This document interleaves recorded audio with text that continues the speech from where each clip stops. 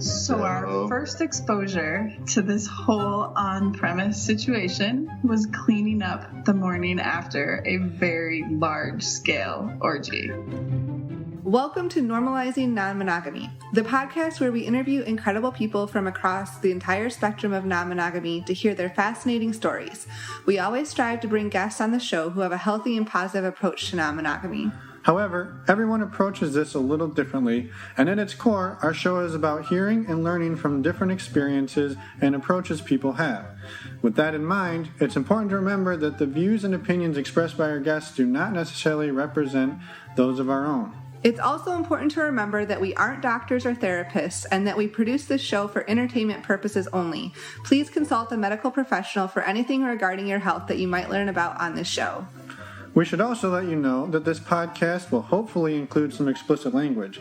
So, if that kind of thing offends you, you should probably keep listening until it no longer does. If you're under 18, we'd suggest finding a different show or gather up your parents and listen as a family. Enjoy! Welcome to episode 31. Hey, it's the same number episode as the age we are. That's exciting. Also, it's the first time in 3 weeks you got the episode number right. Hey. That's because we threw in an extra episode and it threw me off. Okay, so this week... Wait, we're Finn and Emma. We are Finn and Emma. Also, I wanted to say one thing. I was just looking at our notes from last week, and I forgot to mention something that I wanted to mention about last week. So, one of my favorite parts about that last episode was how incredibly supportive Zach was of Sarah. And just like anything... I don't know. Yeah. That was one of my favorite parts about that. So, if you want to know what the hell I'm talking about, go listen to last week's episode after you finish this week's episode. Or before. Just listen to both. Yep. So, this week, what do we got? We have an interview with Justin and Abby, and they're actually two friends of ours that we met at Desire a few years ago. And we've visited them a couple times and had a lot of fun. So it was a blast talking to them, and they share a lot of tidbits about desires. And for anyone going in a few weeks or going at all, that was a lot of fun. And also about throwing some sex parties. Yeah, so if you are going to Desire anytime soon or thinking about it, this is a great episode to listen to because they've got all sorts of cool info about it. Also, they were the ones who introduced us to online STD testing. That is true. So, funny you mentioned that. Funny I mentioned that. You're the one that brought it up. Yeah, while we're on the topic, real quick, if you want, go to our website, click on the link, and go to stdcheck.com. Get your online STD testing done. It's way easier, it's way cheaper, and it's way more fun than going to the doctor. Yeah, check that out. We have a hoot every time we do it. Well, as much fun as giving blood in your urine sample is. Yeah, but at least you save $10. Yep. And the other thing is the website Cassidy. We've mentioned this quite a few times. It's a great dating website. But so have all of our guests. I swear they all I know. Use it. A lot of people use it. It must be awesome. So check it out. Dating website for non-monogamous people. And you can get a free 30-day trial by using the link on our website or a free 90-day trial if you leave us a review on any podcast platform. Yeah, so let's go to the interview. But before we do, did you tell them our website? Our website? No, that's always my job, isn't it? Our website is normalizingnonmonogamy.com. Please reach out to us. We'd love to hear from anybody, all of you, anyone, please. And check us out. We can find us on Twitter and Cassidy under the screen name NNM Podcast. Let's do this interview. Let's go. It's just weird with friends. I don't know. I think it's easier with people you don't know because Anyway. You don't know all the answers ahead of time. Yeah. That's true. Well, maybe we'll learn stuff that we don't know. You'll know if we exaggerate or embellish anything. Yeah. That's not how that happened. Okay.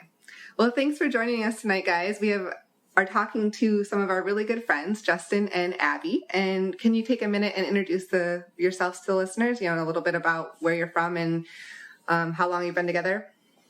Yeah, so I'm Abby, and I am 38, and we live in Colorado, and I identify as bi-comfortable. And I'm Justin. I'm 43. I identify as straight, but I like to say straight but not narrow. I'm very comfortable with close proximity, and, when you're in when you're underneath your wife and there's another penis going in and out of her, you're okay with that kind of thing? Yeah, I tend to be pretty okay with that, and I tend to get kind of close to that too, and take it in and enjoy it in all its glory. We've been together for.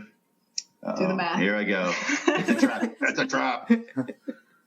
We've been together since 2003. I'll say that. I'm bad at public math. Okay. 15 years. So 15 years. 15 years. And we've been married. More math. More public math. We've been married for 11 years, I think. Almost 12. Okay, almost 12 years. There you go.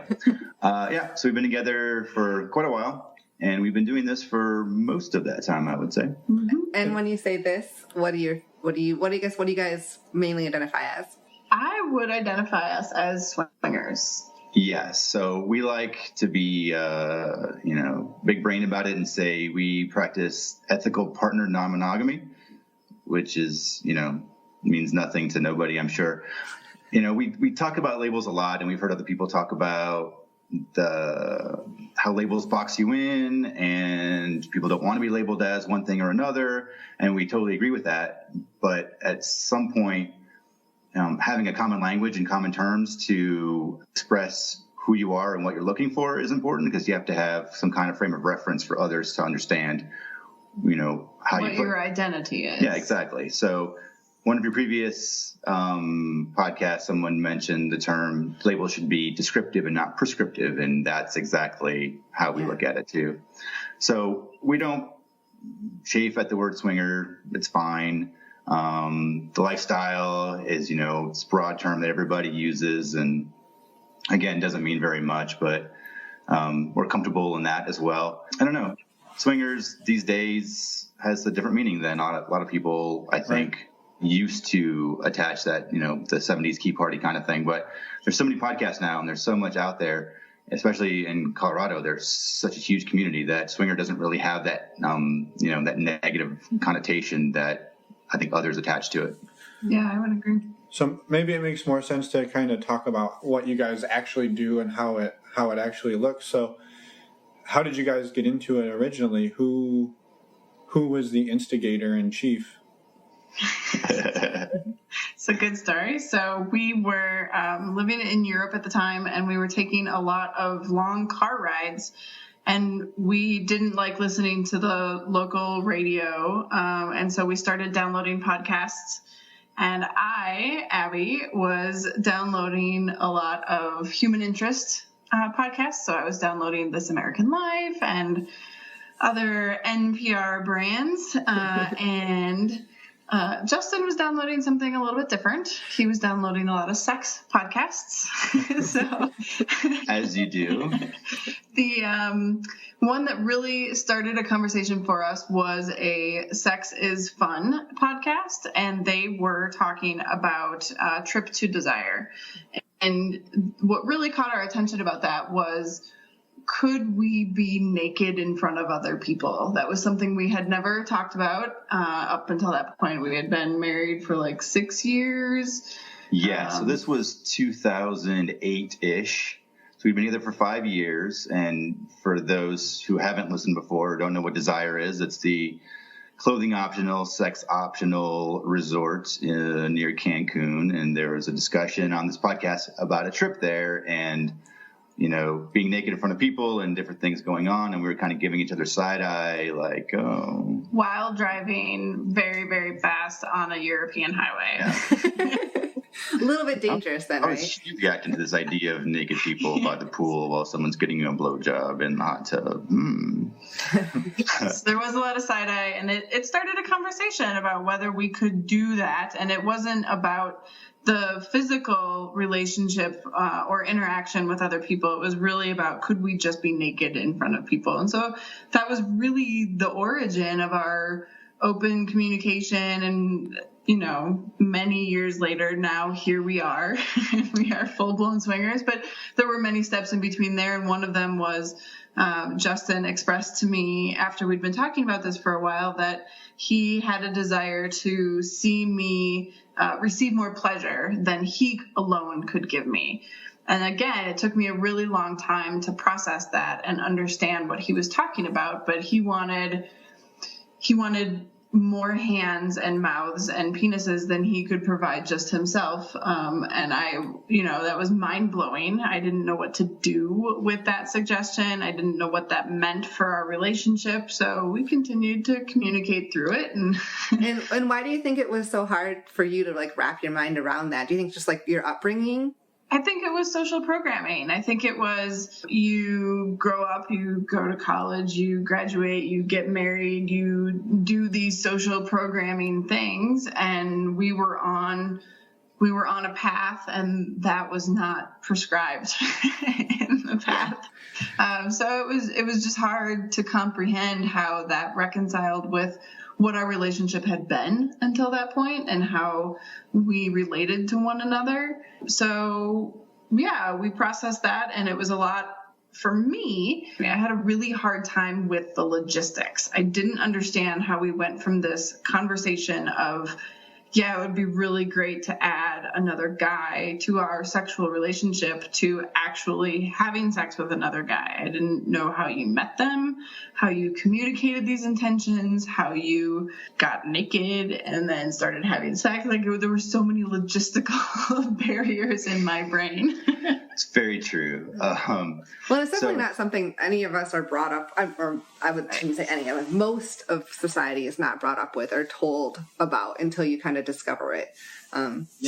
Sure. And so this podcast, Sex is Fun, was, it wasn't a lifestyle, it wasn't a swinger podcast. It was a sex podcast that discussed a lot of different issues.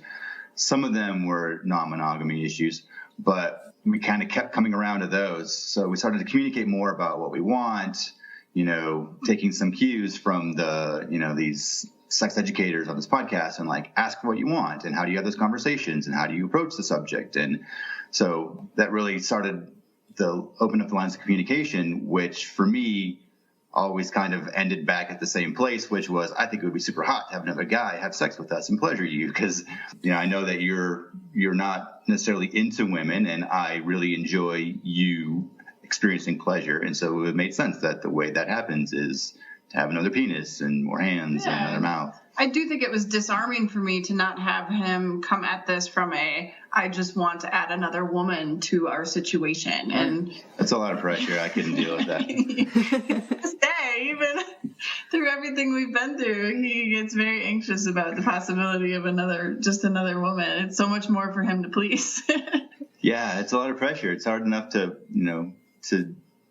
pleasure one woman, to be adequate for one woman. So having another woman there when the first woman isn't also pleasuring the second woman is a lot to consider. Yeah, I think it's refreshing too to hear people coming out, like you said, from the I just want to have 2 women or 3 women. It was more about her pleasure and making sure that was the case. And I assume if her thing was other women, then you'd be like, hey, yeah, bring 7 women in. I don't care. Yeah, but absolutely. It was really more, it didn't matter whether it was a guy, a girl, or somewhere in the middle, as long as it was what Abby was looking for, which I think is a cool way to look at it. And I think that goes back to our theory of compersion, and we're both givers and we both strongly identify with the concept of compersion and take a lot of pleasure from the other person's pleasure. And that's something that I didn't understand until I experienced it for the first time. And that was just one of those moments where I had a realization when we were in the middle of something. I was like, oh, I really enjoy seeing him do this with somebody else. And the pleasure he's receiving from that situation is not something that I could have given him or experienced from this perspective, watching him do it. And so that was a very important moment for us to both realize that while we're both givers, which has its own complications, we both enjoy the compersion of the lifestyle with each other. Yeah. So did you fly straight from Europe to Desire, or was there some middle ground in there? So we probably listened to Sex is Fun. We listened to Life on the Swing Set because they had, there's some cross-pollination of the personalities on those podcasts. They were friends and colleagues. So we, over the course of a couple of years, probably talked a lot about things that interest us, sexually, including non-monogamy. And at that point, they were really fantasies. We didn't know at that point if we would actually act on them. Right. But then we found ourselves living in London, and there was a huge community, and we felt like we were ready to at least try. So, and how did you find out? I was going to say, how did you find out that in the first place, that there was a huge community? So one of the good things about doing this type of thing in Europe is that most people are on one website that we found called SDC, whereas in the United States it's very geographically segmented and fractious. In Europe, we found a lot of folks used SDC exclusively. Even though it's headquartered in Florida. Yeah, I think it's a U.S. company. But so we made a profile on SDC, did our best to take some alluring pictures, though I'm sure we failed terribly. Made a profile, very brief description of who we are and what we're looking for, because we didn't really know, and then just kind of looked at the events that were going on. So we didn't use it really to communicate with people and have titillating conversation. We used it to see what events were going on and who was going to be there, so that we could, make and then try to pictures. talk ourselves into showing up. Yeah, exactly. So, but we did find one great community that actually started in San Francisco called Kinky Salon, and they have several offshoots in different cities, and they had one in London, and they had these big themed warehouse parties about probably once a quarter. It'd be a different theme and all decorations, and so we volunteered to help set up and to kind of ingratiate ourselves into this group. Wow, you kind of jumped right in then. Even more so. It turns out the first party we tried to go to was sold out, and so we couldn't go, but the organizers emailed us afterwards, or after we couldn't buy a ticket and said, tickets are sold out, but we need volunteers to help out with various things. If you're willing to volunteer, you can come to the party. And we were like, yeah, that sounds great. And then, so we agreed to. So you were a fluffer. Well, yeah. Not nearly as glamorous as Oh, yeah, it's far less glamorous. So we said, yes, we will help. And then they said, great, we could use help with the cleanup afterwards. Oh, no. All right. So our first exposure to this whole on-premise situation was cleaning up the morning after a very large-scale orgy in London. Yeah, we're talking 30 mattresses and garments and restraints and, all that you would associate with the day after a sex party. That's what was there. So it was and yet we continued. Listen, you hadn't gone to the party. Did you go to the party the night before then? We went to the party. That is a little bit more of a long story, but okay. There was a alcohol poisoning situation. One of us wasn't feeling great, and so there was no play, and we left early because one of us just wasn't feeling well. But there's a big issue of fake liquor around London, and somehow at some point in the evening, the bar, we got a bad drink, and the night ended before the play even started. Yeah, so, but we did go back very early today. Fulfilled our volunteer duties. We did. Okay. So because you were volunteers, they let you come to the full party? Yes. Okay. We did get to attend the full party, and it was informative. Even though we had to leave early, we got to see the things that I enjoyed about it were how playful people were, how communicative people were, how this was not an underground community. They were, they were above ground, and they had a code of conduct. They had a code of conduct. It was very sex positive. It was very positive consent. Everybody took an oath upon entering the party that they would act in a very specific way to honor each other, and the consent. And it's very playful, but very educated and sex positive. So it was a good group for us. So that was our first experience was with this particular group, but they only had parties, every 3 or 4 months. And so we found ourselves at other on-premise situations where the music is super loud. It's a club. The music is loud. Most people there. And we are not nearly pretty enough. It was very glamorous. A lot of people there were not native English speakers. Combined with alcohol, combined with the music, it just made communicating difficult. And we like to be intellectually stimulated. We like to have conversations with people. We like to get to know you a little bit, at least for a little while before. We're not opposed to, first date play, but we'd like to at least be, on the same wavelength as you guys. So there was a lot of trial and error with different places in London for various reasons. But we kept coming around to Kinky Salon. They're excellent people. So London was... it was a trial and error period. It was a challenge. Say, you didn't get turned off for after like cleaning up after an orgy and then all the loud music and everything. I was going to say too, I think if I was at an orgy that I knew I had to clean up afterwards, I would be like, remember everybody, condoms in the trash can. Hey, what are you, a fucking animal? It's part of the code of ethics, the oath that people took, that they would try to dispose of things properly. That oath would have gotten super specific if I was cleaning up afterwards. Yeah. Well, the other turnoff in London was there's a pretty big prevalence of drugs. And that's not something that we're into. And so between the loud music, the non-native English speaking, the different body language signals, and the drugs, it was tough, but we kept trying. We did eventually meet some people that we really enjoyed. And in London? In London, we established a small community of people, but what's tough is nobody lives in a place large enough to ever host a party.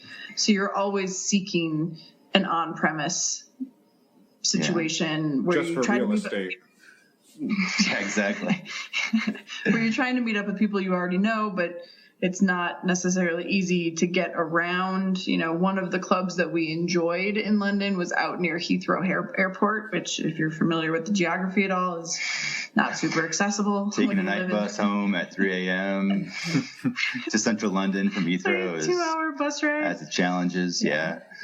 But I think, looking back on it, we really value levity and humor in these situations. We really enjoy, the banter and, being self-deprecating, and we really had to see the humor in a lot of the situations that we experienced in London.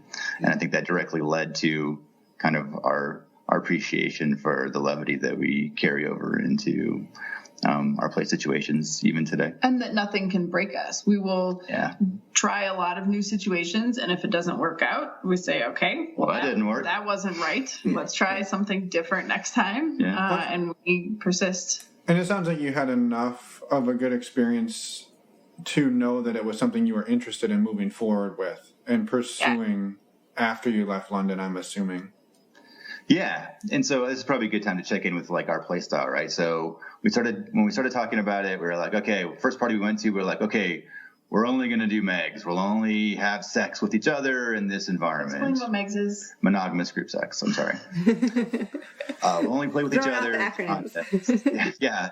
And then, there was like, okay, we'll only have oral, we can only can only swap for oral in this situation. And this is where we learned a very important lesson about ourselves. Specifically me. And that rules, we kept hearing or reading, have rules, have boundaries, don't cross those boundaries, go up to that point and then come back and reconnect and see how it went and then go from there. But I am a slightly competitive individual, and so rules created expectations and goals for me. And so we would go into a situation with rules, like we are only soft swap tonight. We can't go beyond oral. And so then if the situation didn't present itself where oral felt natural and that we were so inclined, then I felt like we had to make it happen because you were going to get some fucking oral. Yeah, that was the rule on the table, so I had to get suck there. A dick tonight, no matter what happens.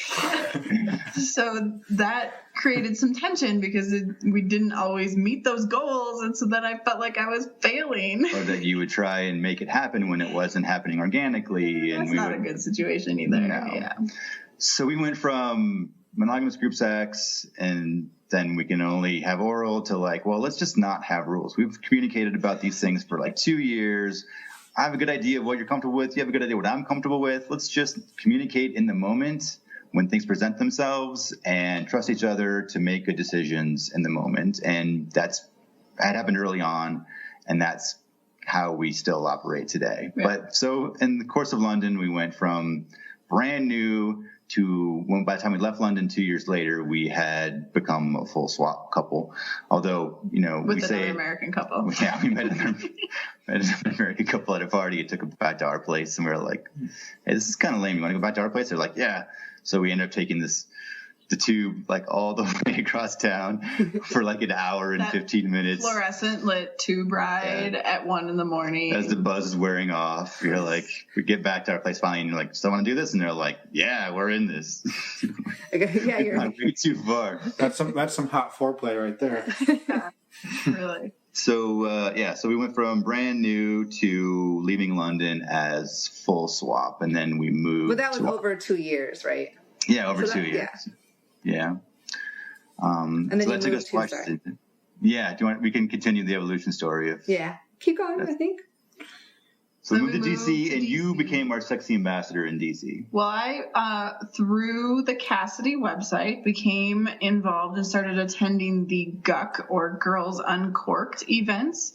And that's where I met a very like-minded group of women who were all partnered, and that's not a requirement for GUC, but it just happened to be that was who I was around. And through that group of people, I was invited to our first house party. Yes. And we attended, and it turned out to be a very controlled, well-vetted environment of like-minded individuals. And by like-minded, I just mean people who want to be sexy and want to communicate about it and have some levity, and they had similar approaches to the lifestyle as us. And so through that, we became involved with a group of people that we had a rotating series of house parties with, and it was a good core group, but it was very different from our London experience. Yeah, we really never really found our groove in London. A lot of trial and error, as we said, and then kind of immediately in DC, we just fell into this great small group. One of the big issues, people would have house parties, different people within this group. Mm-hmm. Yeah, house parties of anywhere from 10 to 15 couples, half of which probably we've known, and the other half, folks who we hadn't. So you had a good mixture of both of them, and to this day, that's still kind of our happy place. Is house parties. I was going to say DC. I know you love DC, so. No, DC. That's not our happy place. We're staying positive here. No. Yeah, way to bring in the negative there. Yeah. Let's get them all fired up. The good lessons we learned in DC were house parties. 10 to 15 couples is a really good mix of people. Yes. If you don't own a house large enough, you can do it as a residence inn. Fun fact, people, many residence inns anyway, have 2-bedroom suites with a common area and a full kitchen. And it's really an ideal situation to have. And 2 bathrooms most of the time. Yes, exactly. 10 to 20 of your closest sexy friends. 2-bedroom suites tend to be at the end of the hall, where at least one bedroom is not up against someone else's bedroom. It's true. Against a doorway, a hallway, something of that nature. So, hot tip: if you want to have a sex party and don't have a big house big enough for it, check out the Residence Inn. And I'm not being paid for that. And neither are we, but maybe we should be. I know. Reach out to the Marriott. But one key difference we found early on is in Europe, there was a lot of presumed consent. If we were having sex in a public area, at a club or a house or whatever, people felt like they could come and touch us and do things to us until we told them no. But then, which was going into it, we're like, oh no, people will ask before they touch us. They'll ask if they could kiss us because we had read and listened. So we're like, oh no, they're not just gonna come and violate us. Wrong. If you go to Europe and go to a sex party, you can pretty much expect the norm to be presumed consent. They will expect that you'll tell them no when you go too far. So being in the States again, it was nice to experience people ask you, hey, can I touch you? Is it okay if I kiss you? And I'd be interested to know if that's still the case there. Yeah. How many years ago were you guys in Europe, in London? So we left in 2013. Okay. So 5 years. Yeah, 5 years ago. For anybody listening, that would be an interesting feedback to hear. I know there's some British listeners out there, so let us know. Anyway. So DC. So we were full swap when we got there, and we were like full swap, same room only. We don't play separately.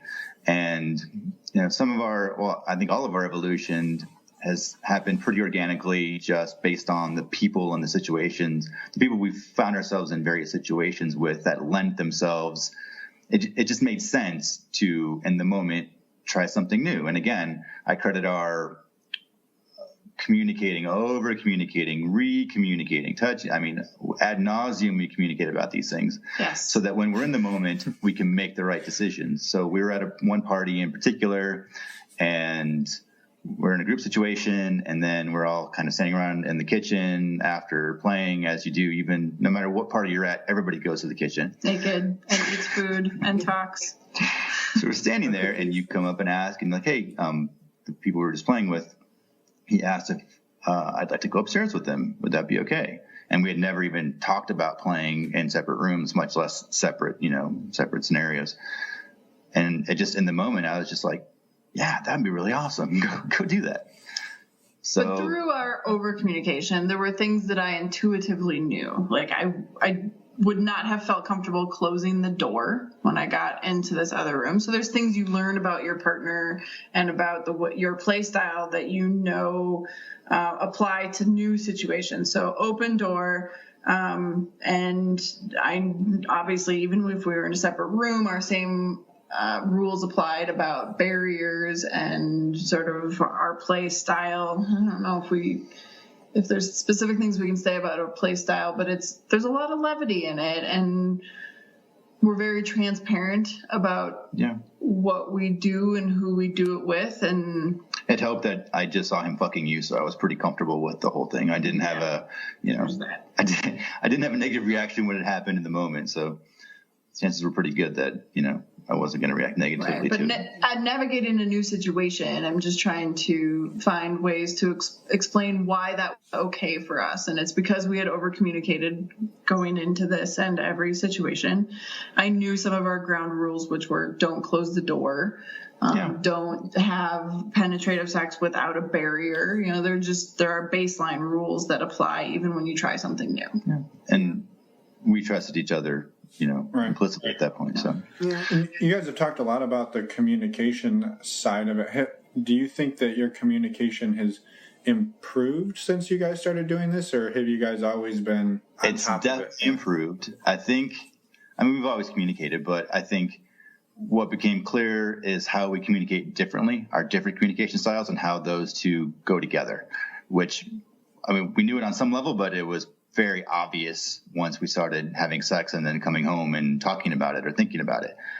I processed in the moment, and I just this is what I thought, and then I saw that, and then I felt that, and then he talks through the whole I worked thing through it immediately, verbally, and you needed a little bit more time. I'm an internal processor, so I have learned that I receive all of his processing. So he will verbalize the things he's thinking and how he felt. And then I say, thank you for telling me.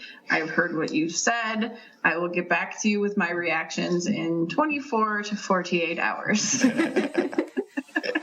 And I'm given that space. And to his credit, he gives me that space to process, that space and time to think through what it meant to me and if I was okay or not okay with something. And it's just a different timeline for me. It's a different process. And we had to learn that, though. We had some confrontations early on where you would say something and you would react to a situation, and I'd say, well, I don't know. And you would be like, how do you not know? And I felt vulnerable, like I'm putting all this out there and I'm not getting it back from you. And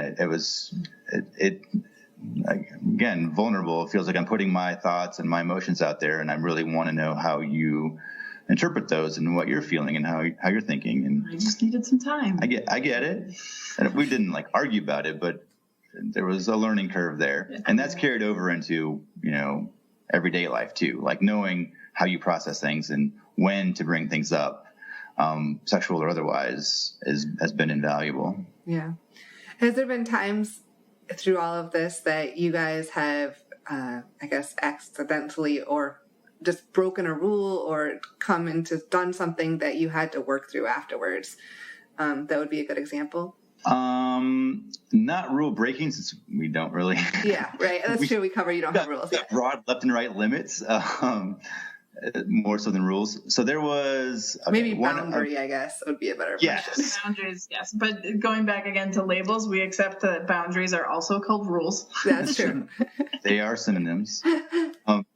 And we had an aha moment in Desire. So we got back to DC, and we were close enough to take we felt like we were too far in Europe to justify a trip to Desire, and when we were coming back to the States soon. So when we came back to DC, we booked a trip with the Life on the Swing Set folks for their takeover, and had our first, finally, Desire experience a couple years after we started doing non-monogamous activities. So we're at Desire, and we meet all these wonderful people, and we were feeling like Desire was like a big house party. And it wasn't like a resort. It was like, well, the rules of a party apply here. All week, all day, every day for a full week.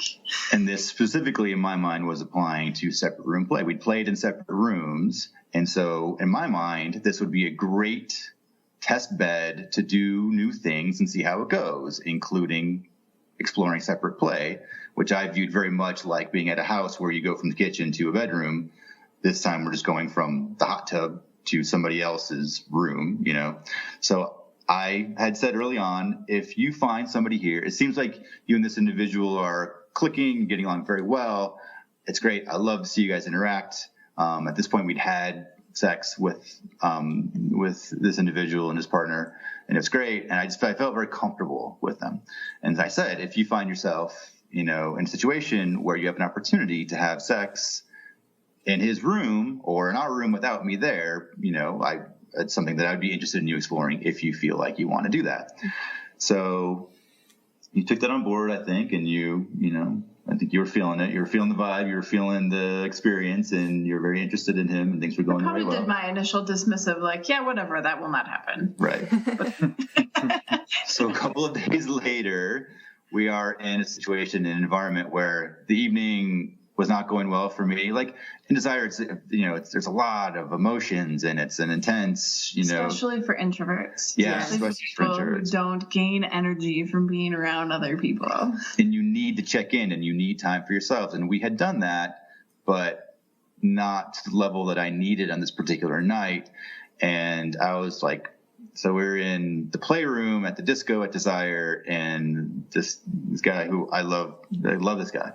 So I'm watching him fuck you like into the cushions of the sex furniture. Like your whole torso is buried like in these cushions, and he's just pounding you. And I'm like, we don't do that. Like our dynamic in the bedroom and out of the bedroom, it's parity. We're equals. We don't, we're both givers, so we have to negotiate who's going to give and receive at a certain point, but we don't have those power dynamics amongst us. It's just not how we play. And I'm watching him just like pound you. And I was like, on one hand, I'm like, wow, that's super hot. On the other hand, I'm like, we don't do that. And I don't really know what to do with that feeling right now. So I was feeling kind of icky. And also he loves champagne is his thing. He'll like pop champagne and pour it down your chest and lick it off you. And like, we don't do the food and thing. Like we don't mix sex and food. That's just not what we do. And so seeing him do this, and you're like getting off on the bubbles and the licking, I was just like, we don't do that. And I feel threatened. It's sexy and hot, and I'm enjoying that part of it, but I have this ickiness that I don't really know how to quantify or what to do with it. And then 10 minutes later. And then to top it off, there's a woman there who was pursuing me for a couple of days, and I was politely declining, but her advances were getting more aggressive, and it was becoming more difficult to politely decline. And at that moment, she had cornered me in the playroom. The woman that was pursuing him, not me. And there was no, it was like a full on, like, okay, I need to tell you that I'm not interested, and it's hard to do, and you don't want to have those conversations. And so it was like this cascading effect of just like, I just need to take Abby, let's go outside, get some fresh air, just reconnect and just kind of check in. So then the group did get up and go outside, and at which point I said, so I've been invited back to his room. I am guessing because you had asked for the situation to materialize that this is something you want to go forward with. And you didn't know how he was feeling at that moment. I had no idea because my torso was in the couch and covered in champagne. Yeah, I was going to say, it's sticky. You were stuck in there with the champagne and in the couch. Yeah. So it was like the exact wrong time for this conversation from my perspective. But you, at the same time, felt like because you had proposed it and you said that you wanted to try this and make it happen, you felt obligated at that time to say, yes, please go forward with that. And so I did. And part of me so wanted you to. Yes, but you were still feeling icky, which just goes into the whole, like, what do you listen to? You've wanted something to happen, but maybe tonight's not the right time. And, like, where's your patience versus trying to make it happen? Anyway, so I went forward with it. And at the end of the night, I had a great time. And I pranced back to our room. First, she goes off, have fun. I go to the hot tub. And it's like the land of misfit toys up there. It's like 12 of us and all of our partners are somewhere else playing with somebody else. It's like in college when like your roommate puts a sock on the door and you go to the common area to watch reruns of Cops or whatever, and you're feeling, pretty crappy that you're, the odd person out. Yeah, it's like that in that hot tub. I'm looking around like, all right, all of our partners are off somewhere else doing different things, and I felt very on the outside. And then the woman who I had been avoiding came up to the hot tub, and I was like, all right, I'm out of here. I'm going back to my room. And it was early for Desire. It was like midnight. Yeah, that is early. So I'm in my room just like processing, like, oh, man, all these things. I don't know what's going on. And why do I feel this way? I've never felt this. We were a couple years into full swap and, 4 years probably into our discussions of, communicating about it. So I'd never experienced this before. The ickiness. Yeah. So I'm sitting there just kind of stewing and not really knowing why. And then I come prancing back to the room. I'm in high heels and wearing a backpack full of all of my toys and supplies from the night. And nothing else. And nothing else. And I'm very proud of having done this new thing and thought everything was okay. And I walk in and not only that, but you were almost encouraged to do it, right? And so you were encouraged to do it. Yeah, exactly. And so I was very proud that I had actualized something that we had aspired to do, which is not really my nature in these things. I am fairly reactive in the lifestyle. I am not an initiator. So I was proud, and I walk in and Justin was not okay. He had been stewing. That was obvious. And he was able to communicate to me that he just didn't feel very good about the situation, but we didn't know why yet. And so we talked for a long time and kind of slept it off. And then the next morning we were able to talk through what were the triggers that made you feel so icky. And was it something I did? Was it external factors? Was it the whole situation, the complete picture? What was it? But yeah, so the 2-step process for me working through this was we talked for 2 or 3 hours after you came back, and I couldn't really pinpoint. Which is still early for Desire. Fourth meal had not happened yet. That's true. That's true. I should have gone to fourth meal instead of going to the hot tub.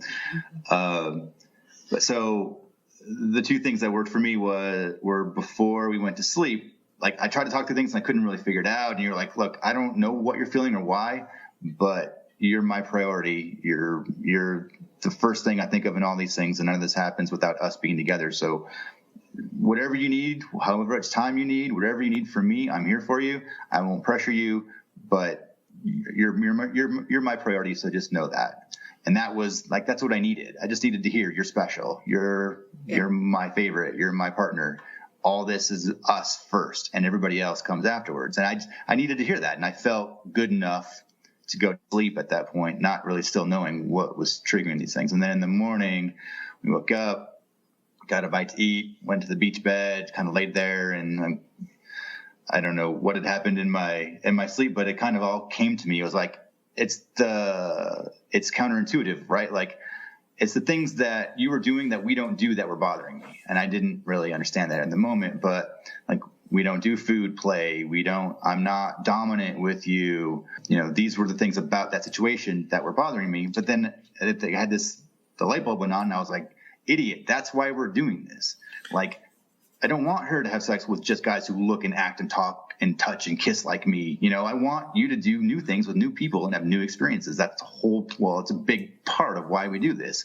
Yeah. So, and the other guy, like the least threatening person, the most consent-based, are you okay? Are both of you okay with this? Like we was one of the reasons why we went there, like knowing that kind of vibe was there and that he was somebody who put those vibes out there, like not the kind of person who's going to prey, on your partner or on anybody. So like I realized that I was being an idiot by feeling threatened by things that we didn't do together, because that's a big part of why we do this. And then I had no animosity toward him whatsoever. And then you had reaffirmed to me how, that I'm your priority. And so it just kind of like, in a moment, it just kind of all evaporated. And I felt like, oh, well, that's why. One, you prioritized me. And two, I kind of pinpointed why I was upset. And now I know that's irrational. And so really within, an hour after waking up and kind of taking in the morning, we kind of moved through it. And, but it was the first negativity that we'd felt, I think, in any of our experiences. And I think too that it's something that, maybe not that exact situation, but that exact problem can manifest itself in so many different ways in the lifestyle. And that's, you're both white and maybe she has sex with a guy who's Asian or black, and you're never going to be those things. And then are you thinking, oh, well, does she really like me anymore? Like maybe that's the thing she's always wanted. And for women, different body types can be threatening. If you are someone with a lot of curves, as I tend to be, and my husband decides that he's really attracted to somebody who is slender and very firm in all the places, then that could feel threatening in a way too. Right. And just body type. I mean, it's anything, and you can look at that and say, oh, well, if you like me, how could you also like that other thing? And it's almost like, well, this is an opportunity for me to experience that other thing and not have to give up what we have to experience that. Right. And I'm allowed to like more than one flavor of ice cream. Yeah. I don't know. Although the only flavor we that don't like exists for me, chocolate. I don't think we can be friends anymore. He likes chocolate. The only thing I like is cookies and cream. That's his favorite. If a place doesn't have cookies and cream ice cream, you don't want to get ice cream there. Anyway. That's a different show. That's our spin-off. That's our spin-off. Ice cream topics? Ice cream flavors? Cookies and cream. Cookies. That's a good top podcast title.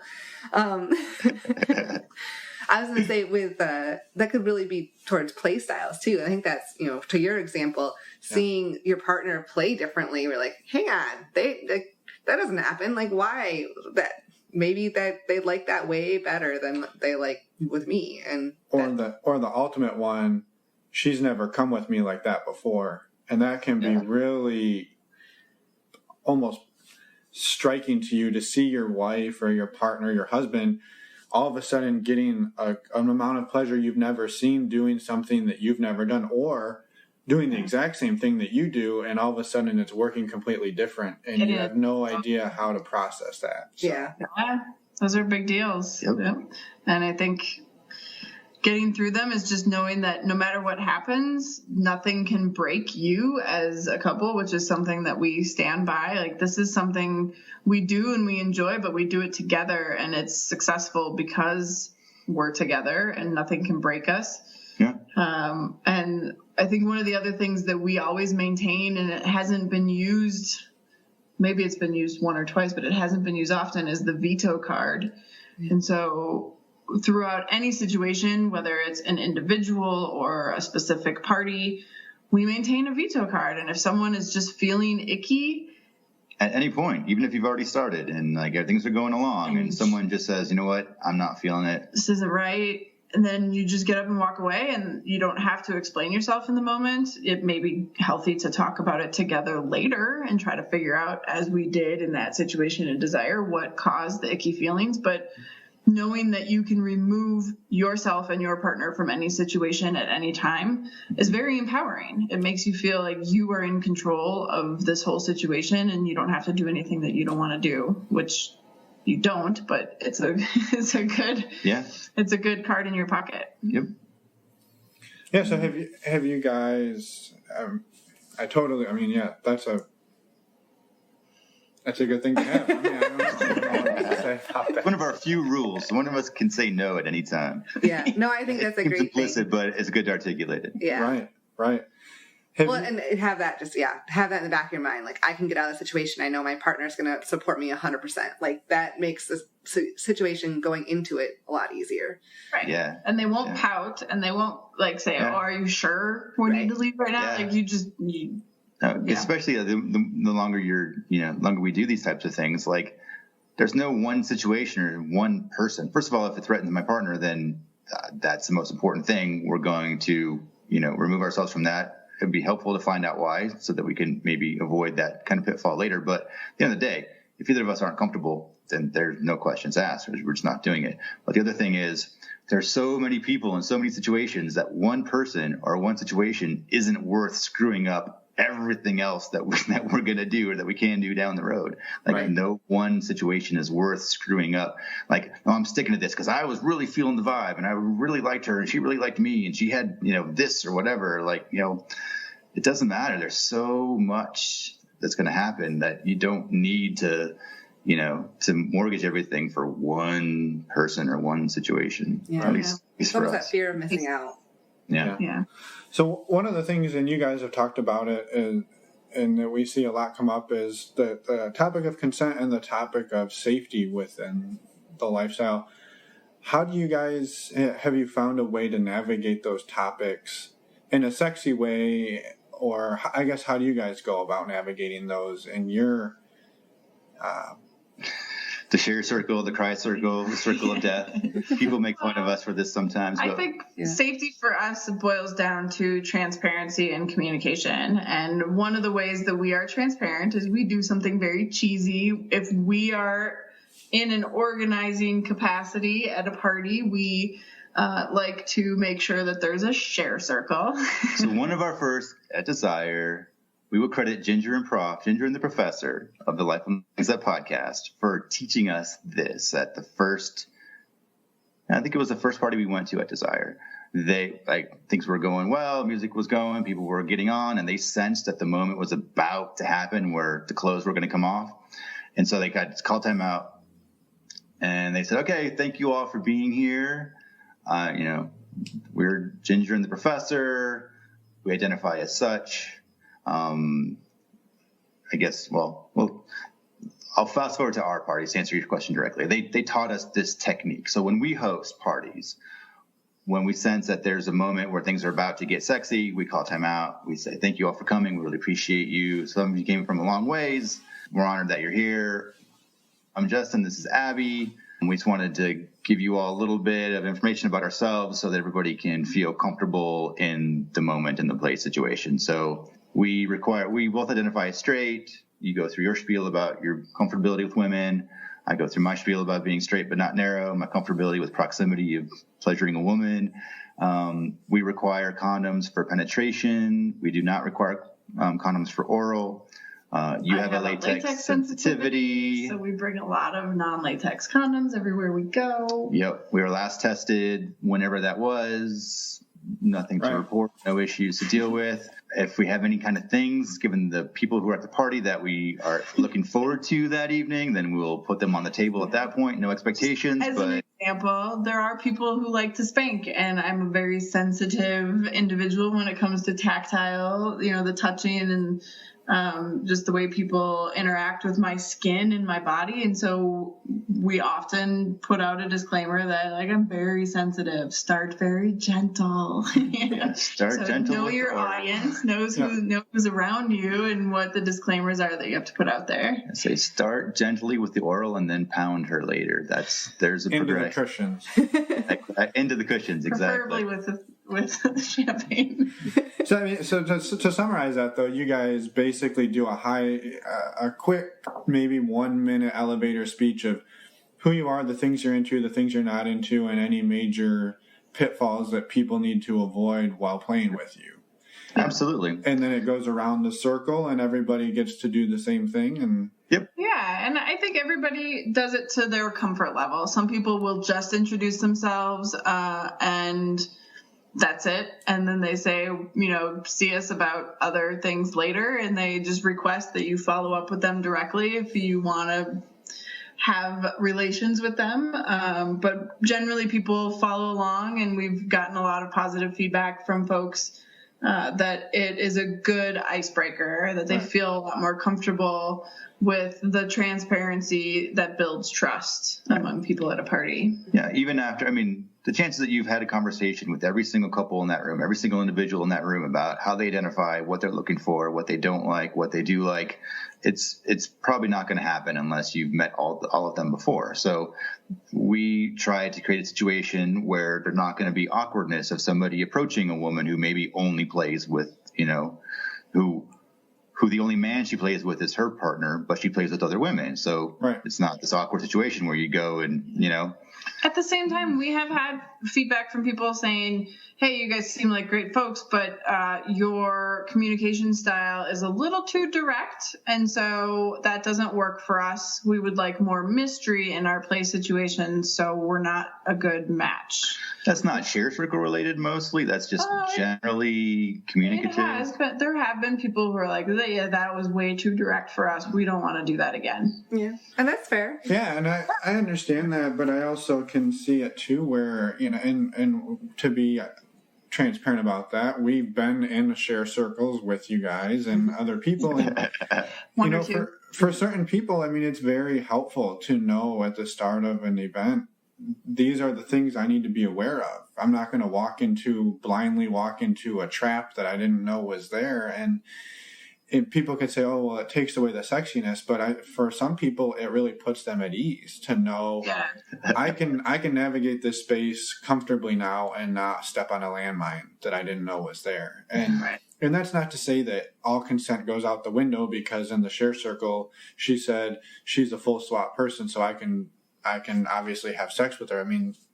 The normal bounds of consent and conversation still exist, but at least a starting point of where people are and who they are. Yes. Yep. So quick funny aside on that, the professor was at a party of ours in DC and missed the share circle because he had to go get something, and came back and found himself increasingly, propositioning sounds terrible. He was flirting at an increasing level with a woman who had expressed in the share circle that she doesn't play with other men, only with other women. Her partner, who's a man, is the only man she plays with. And so Prof didn't know, as he was like, can I kiss you? And she's like, no, really, no, because they had been having great conversation. They're both very intellectual. They're both awesome, beautiful people. And he thought she was just playing with him. She was rebuffing it. She wasn't really rebuffing him. She was that was part of the game of the flirtation back and forth. And he was like, no, really, can I touch you? He's like, no, really, I don't want you to touch me. But he had seen me go into the bedroom with her earlier because I was giving her something wardrobe related, or she needed something in particular. Prof thought we were going back there to play, and then left to go do whatever he's doing. Came back, the share circle had happened, and so he had assumed that she and I had already been playing and that they were getting along and their flirtation was physical, and it wasn't physical.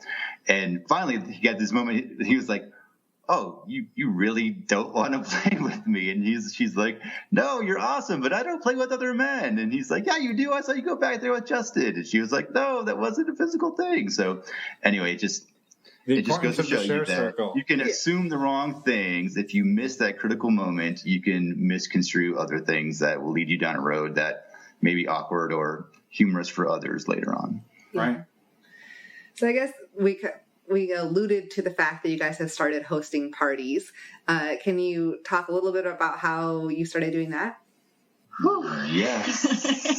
I don't think that it was intentional that we became hosts and organizers, but we became very accustomed to a certain type of party where there was this consent and transparency and communication amongst everybody at the party. And we actually, when we moved out west, didn't find the same type of community of people who were doing it the same way. So we felt like we had to do it ourselves. And so we have become much more active in hosting and organizing parties that we would want to attend.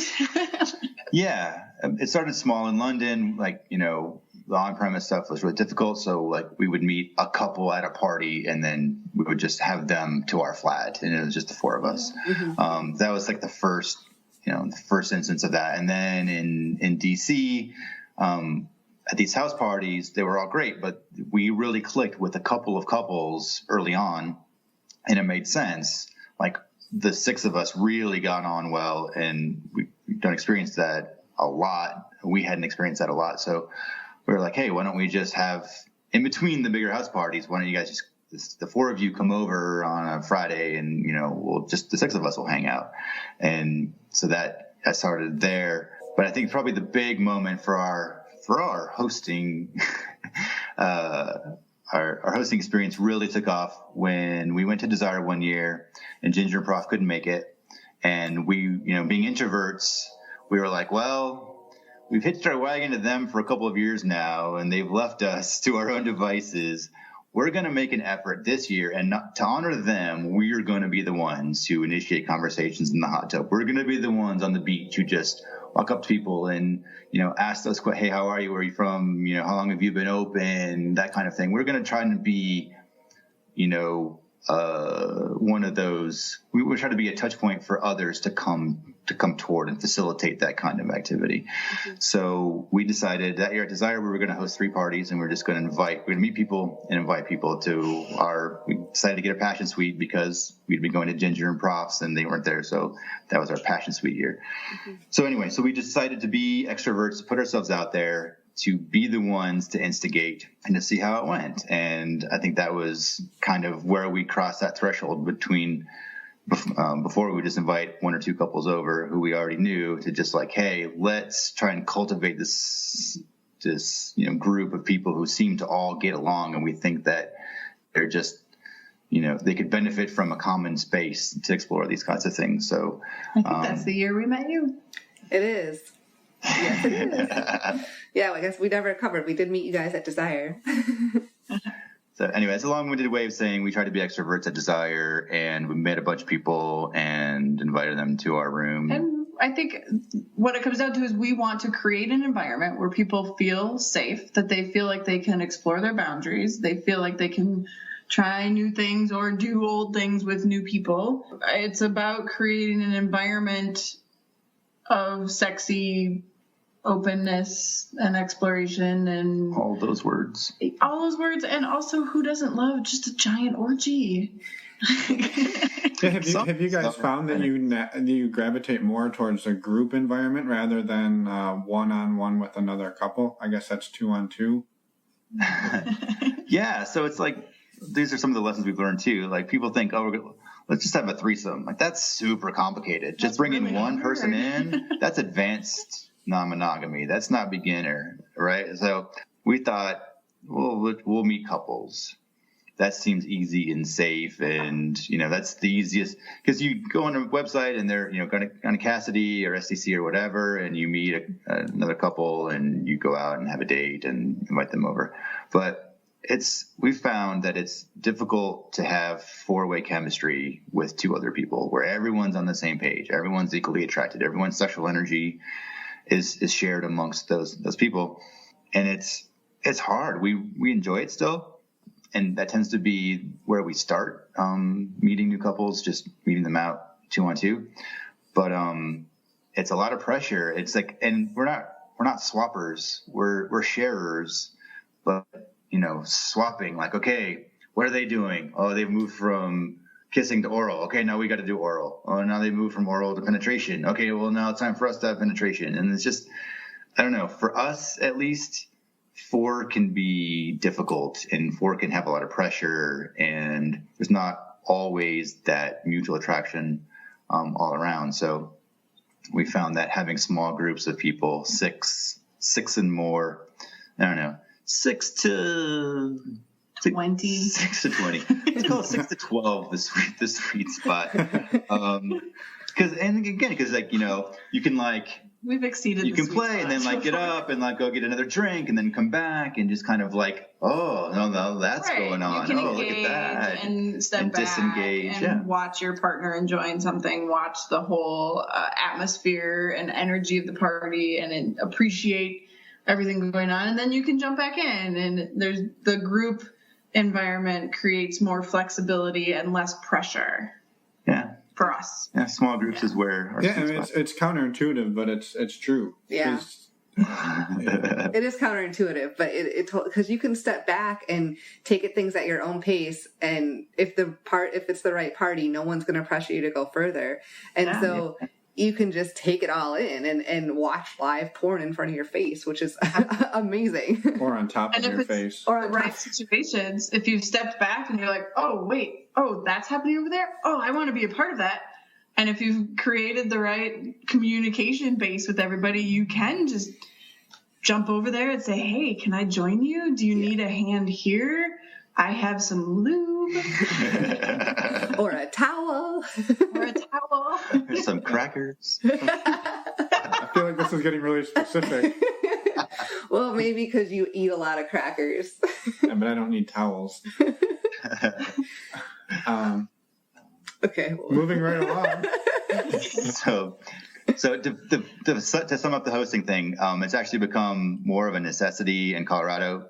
There are a lot of parties, a lot of for-profit house parties, a good place to meet people, but not a great place to have intimate quality experiences. Yeah. So we've kind of defaulted to hosting out of necessity more than anything else here. Once we meet people out and about, then we'll try and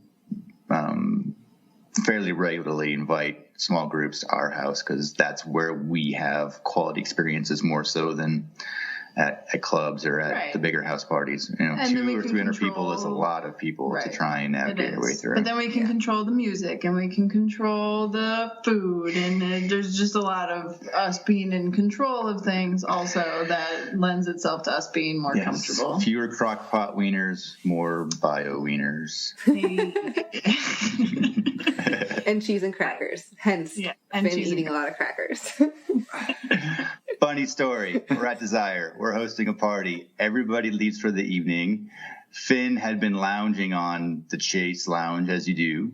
And we're cleaning up the room, and there are like 10 wrappers of crackers under the Chase where you'd been sitting, finishing up the evening, enjoying the scenery as people filter out. Finishing up the evening, get it? And you needed some sustenance, didn't you? I didn't mean to leave the wrappers there. I'm normally a tidy person. Well, we know that you don't like to have inside jokes, and so I wanted to expound upon what I meant when I made the joke about crackers. Thank you. We appreciate it. Everyone appreciates it. You included. Yeah, I love it. Definitely.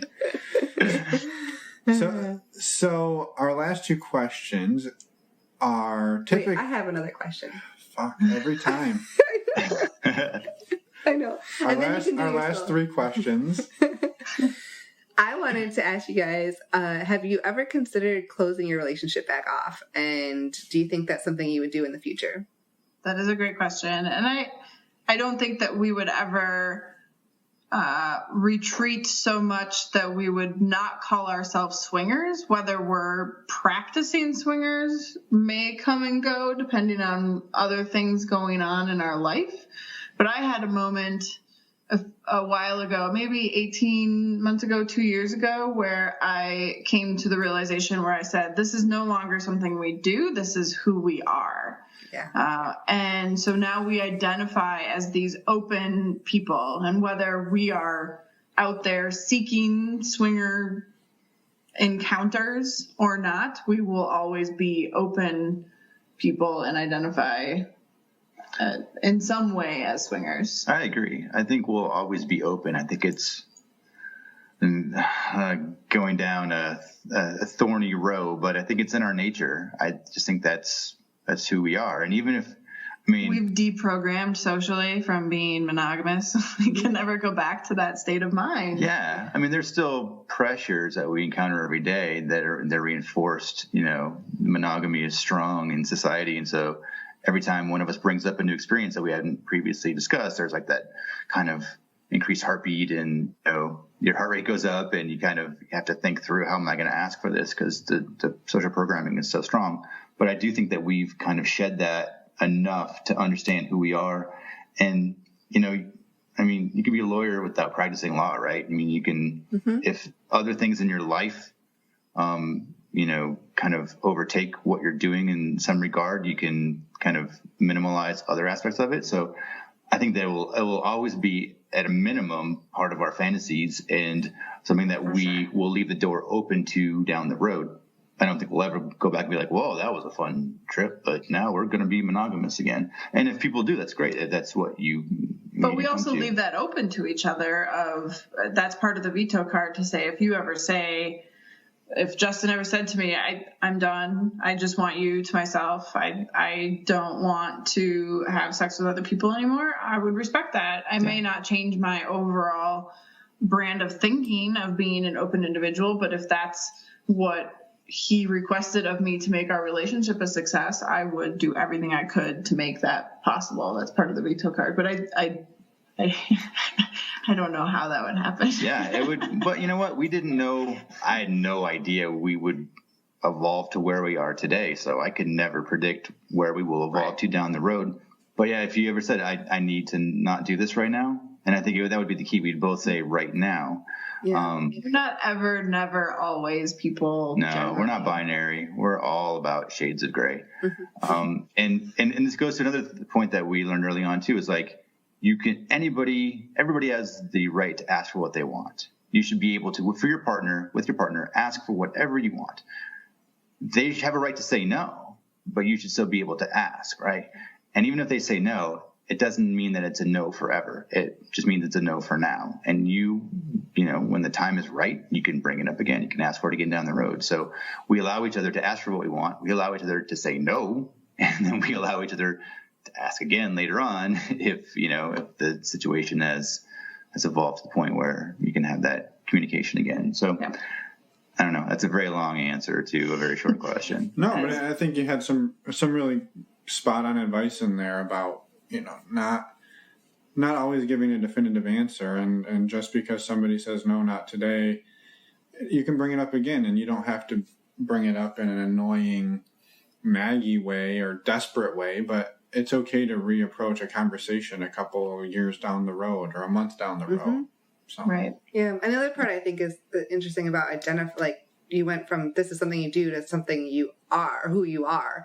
I think that is a pretty, I guess, strong realization, and something that, you probably have to think about a little bit. I mean, I would strongly agree with that. And also I think we've gone through that. And thinking about that, and that's not really something we do anymore. It's kind of who we are. I mean, I think that's why we started this podcast too. Anyway, and I'm glad you did. Yeah, thanks. We're excited about it. Okay, Ben, you had 2 more questions. Yes. Well, not anymore. Now I have 3. We're gonna totally go over your time limit. I'm sorry. Yeah. Go over. We're past it. That's okay. That's all right. We'll just edit out most of what you said earlier. No, we aim for about an hour, but we're not always perfect, as you probably saw by some of the longer episodes. So you have given a lot of really good advice. Is there any other 1 or 2 tidbits that you wish you knew when you started, or that you want to make sure that you tell all of our listeners? New, old.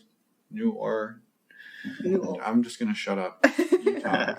You talk. I tell Justin, what are your 3 pieces of advice? By 3, I didn't know I had to prescribe 3 pieces. You can have 3.5 if you need to. Yeah. I would say, not necessarily what I would tell my past self from the future, but just in general for anybody who's walking into this. This is very practical advice. This goes to my logistics-brained wife here. Be prompt, be courteous, and make the effort. There's no fashionably late. If you get to a party and people have already made those connections, you've missed the share circle and the gong. Yeah, I don't know how you recover from that. Yeah, aim to be there within the hour that it started, if not the first 30 minutes of it, because people are going to be on time. People have babysitters. Yeah. Those are some of our favorite swingers, people who are babysitters, and they are tapping their watch let's by get this going. 10, 11 o'clock. You know it's going to be a good night. Yep. Be courteous. This is obviously face-to-face in person, but also with online communication. Like, some people have touched on this already, but just like liking a picture on Cassidy. It's so annoying. We have in our profile, like, we have a very long description, as you may tell from the way we communicate verbally, but we have a lot of information in our profile, and it kind of lays out who we are and what we're looking for. And at the end of it, it says, we don't really know what to do with flirts and picture likes and that kind of thing. Like, it's flattering, but it doesn't really give me much to go on. So if you want to potentially meet up or communicate about meeting up, just send us a note. Even one sentence that's descriptive, that says something about our profile, why you are reaching out to us. Just one or two sentences, that goes a long way. So be courteous, and that goes to making the effort too. Yeah, and it's making the effort. But making the effort more applies to dudes. Like, don't show up to a party in ripped jeans and a distressed T-shirt, like, and your wife's looking like $1 million and you're looking like a $2 bill. Like, there's just so much disparity. I'm sorry. Okay, you can edit that part out. Like, this isn't just about objectifying women and putting women out there, to be the centers of attention. Like, there's so much disparity, whether like 50 pictures of a woman and one picture, a picture of a selfie of a cock. Like, that's not making the effort in a profile. Showing up to a party where the woman looks amazing and the dude's just kind of there in flip-flops and, shorts and whatever. Just like, we're all in this together. We're a team. We come as a package. As a woman, if I made the effort to try to look my best, I would want the men to also make an effort to look their best. Otherwise, why would I make the effort to engage them at a party? Yeah. Sorry, that was judgy and a little bit negative, but like, guys, step your game up. Step up. Yeah, exactly. Because you know what? My wife is particular, but I'm way more particular for her than she is for herself. So if I don't feel like you're meeting a standard, I'm not going to tell her no, she can't do anything. But we'll definitely have a conversation about where things are going and why. So anyway, So those three things. And I think the one I would add is to be GGG, and that's a phrase that's used a lot in the community. And will you recite all of the G's, and then I'll go into why this is important. Good, giving, and game. Yes. So, and I think that applies to not just in sexual situations, but people need to be GGG generally in life in order to be good at this. If you are not good, giving, and game in everything you do, I don't know how the lifestyle and meeting other sexual compatible individuals is going to go very well. So just be good people. Yeah, because we're as attracted to people intellectually as we are physically. That's easily 50% of our attraction to people is, are they good people? Yeah. Because if they're not going to be good lovers, typically. We've found anyway, to paint with a broad brushstroke. Okay, stop. I was just going to emphasize really quick with a short anecdote about being prompt, and you mentioned not missing the gong for after the share circle. So at one of these share circles, we broke the share circle and I had to pee, so I peed, and I think I was gone for about 26 seconds, and by the time I got to the room, literally everybody was completely naked and on a bed, like paired up with each other, and I had no way to get in. You missed the gong. And I came into the room like it had been going on for like an hour, and I was like, what the fuck? It's been like 60 seconds. And so luckily I got bailed out and a spot opened up, but I don't advise that situation to anybody. So if you're going to pee, make sure you get involved and then go pee, because you want to find your spot on the bed. The share circle ends, because then you're going to miss the transition. Yeah, right. The transition is for a countdown to the share circle so that you can be prepared when it happens. Yeah. So that's my advice for tonight. Yeah. You don't want to miss the share circle, and you don't want to miss the transition to losing everyone's clothing. Right. You don't know. Otherwise referred to as the gong. You don't know how fast it's going to move after that. Yeah. All right. So the last question was just, do you guys have any resources that you found useful? I know you mentioned some podcasts along the way. Is there anything else you wanted to inform the fabulous millions of listeners of? Let's hope billions. Well, it's probably 1 billion by now. Yeah, so we mentioned Sex is Fun. They haven't recorded in probably 5 years. They had a good couple hundred, maybe 300 episodes. Yeah.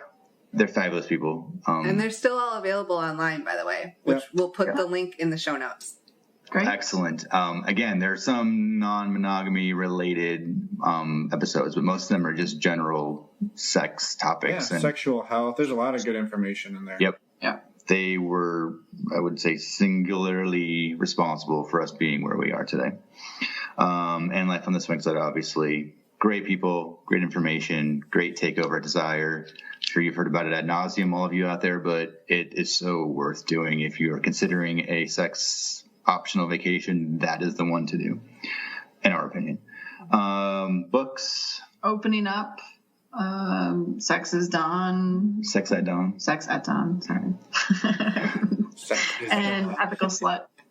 Okay, perfect. The Ethical Slut, yeah. Yeah. I think Sex at Dawn in particular for us was, we're both nerds. We both require a lot of analytics and philosophy to justify what our desires are, and that was a good book. I know it's been a lot of discussion about the accuracy of the science behind it, but for us, it went a long way toward explaining why some people are monogamous and others aren't, what goes into those, decisions about who you have sex with and why. So, I think Sex at Dawn was really quite important to us. Yeah. Cool. Perfect. Yeah. Excellent. Well, we'll put links to all those in the show notes so people can find them easily. And also, never mind. Okay. You go. Is there anything else you guys would like to share with the listeners? Is there anything we missed asking you? No, I mean, there are going to be highs and lows. It's like everything else. It's a relationship. It's even more complicated because it's a relationship between two people being in relationships with other people. So you're going to have highs and lows. You're going to have setbacks. But if you do the hard work early on by communicating about what your expectations are and what your desires are, and you kind of negotiate what those boundaries are and what that looks like for you, you're going to have some great times and you're going to have some not so great times. But nothing is insurmountable. You'll get lessons learned. You'll take lessons learned from every bad situation and apply them to future ones. So, do the reading and do the thinking and the talking beforehand, and trust yourselves to make good decisions. And I would bet that if you do that work, then you will make good decisions and have great times. And when you don't, just come back and think about why and talk about why. And maybe that means you're not cut out to be open. Maybe it means that you overlooked something, and you take it from there and you move forward. So, great job. Yeah, I think that was really good. Yeah, absolutely. And so, thank you guys for taking some time out of your evening. Yeah, we had a lot of fun with us. Whoa.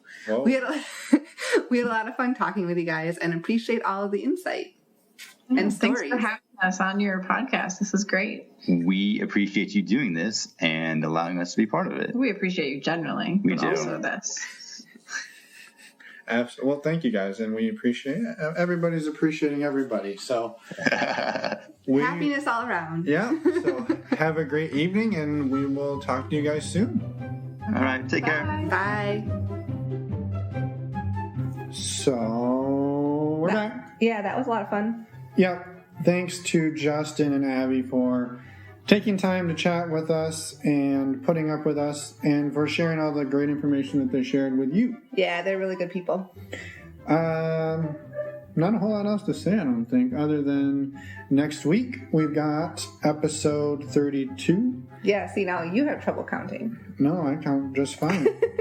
Then, episode 32 is with Kat and Flick from lots of things, but we met them first at Desire, and now they've got a podcast. She's got a book out, so yeah, it's a fantastic episode, and you're going to want to check that one out. Yep. And just a quick reminder, you can reach us at our website, normalizingnonmonogamy.com, or find us on Twitter or Cassie under the screen name NNM Podcast. Yeah, reach out. Say some shit to us, and we'll say some shit back. It'll be fun. Yes. I promise we respond to every single person. All of them. Yep. Even the ones that are kind of mean. We do. I usually just send one of those crying face emojis. Because your feelings are hurt. I'm sensitive. I know. All right, let's go. We'll see you guys next week.